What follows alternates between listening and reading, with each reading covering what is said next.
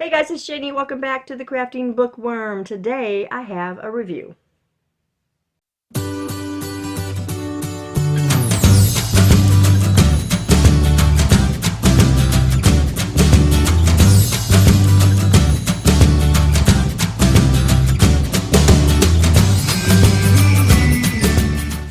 Welcome back, guys. Welcome, new subscribers. Thanks to all of you for continued support. I really appreciate each and every one of you.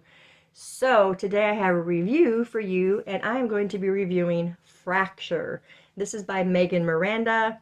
You guys know that I just read The Only Survivors and really enjoyed that book. That was out on my TBR shelf. And so when I brought it back in here into the library, I discovered Fracture.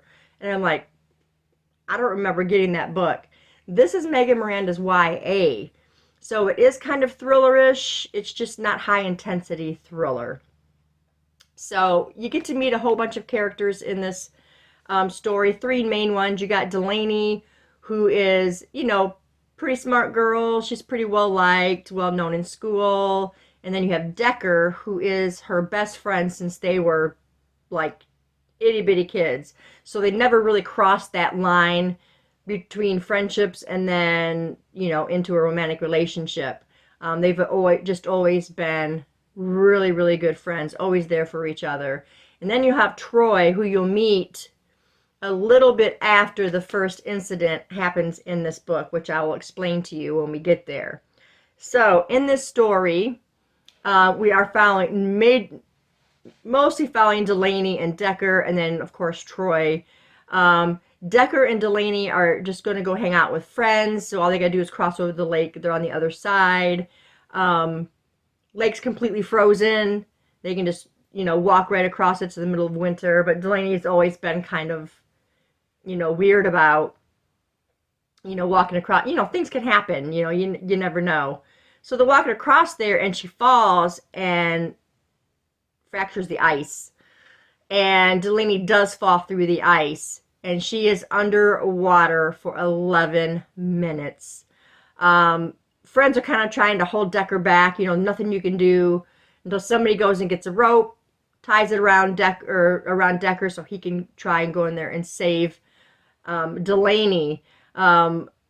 He does manage to get her out, but like I said, it was 11 minutes. She did die, but he started CPR and brought her back, and then, the paramedics got there and pulled him away and what have you.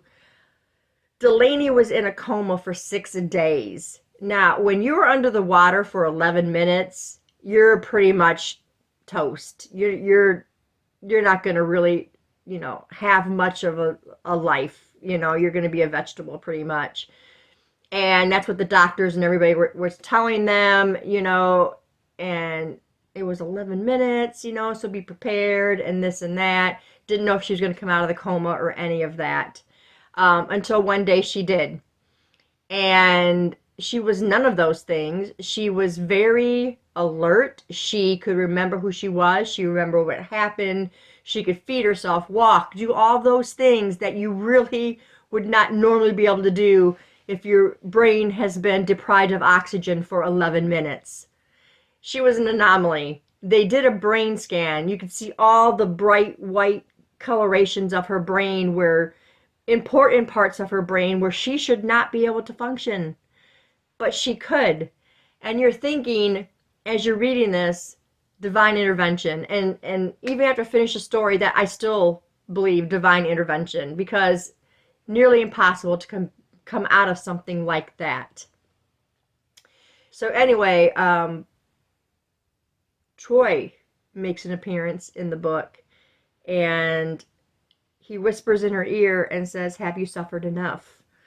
That's all I'm going to tell you about that part, because after that, then you learn all kinds of stuff about Troy and Delaney and what is going on with this whole situation. It was really good. It kept my attention. It's not a big book, but nothing got boring in it. I just really enjoyed the flow of the story, because all these things, are happening, and you're trying to discover, well, who is this person, and do we like this person, and what does Troy stand for? What is his mission? And yeah, it's really good right to the last page, you guys. This was another 4-star read for me. Absolutely loved it.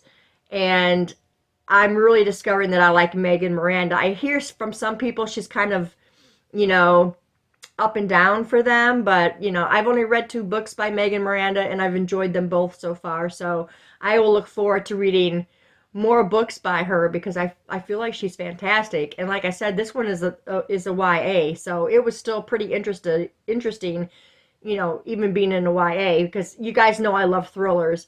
I'll read all kinds of thrillers. I think they're fantastic.